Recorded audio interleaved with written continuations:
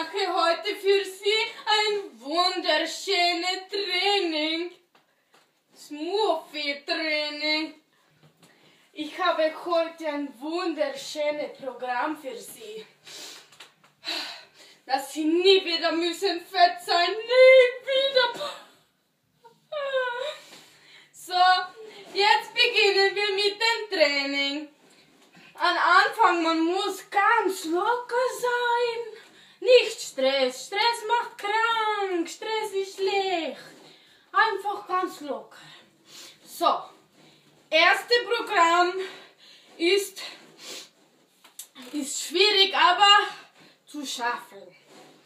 Zuerst ganz locker mit Hüfte. Und dann klatschen. Beginnen wir. Und Hüfte klatschen. Genau. Und jetzt Sie machen das und drehen. Ist wirklich schwierig. Ja. Also. Hüfte klatschen, Hüfte klatschen, Hüfte klatschen, Hüfte. Zweite. Sie müssen das Bein hoch an Decke. So.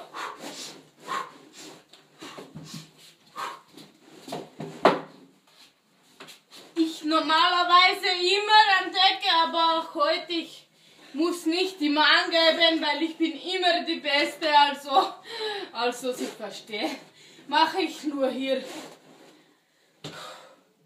So, und jetzt aufs Handgelenk.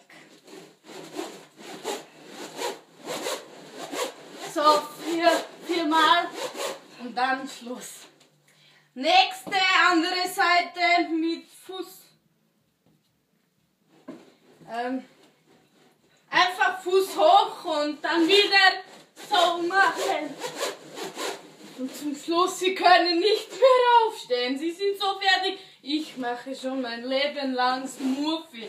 Immer Smurfy. Aber ist schwierig. Also, viel Spaß beim Training und toi toi toi.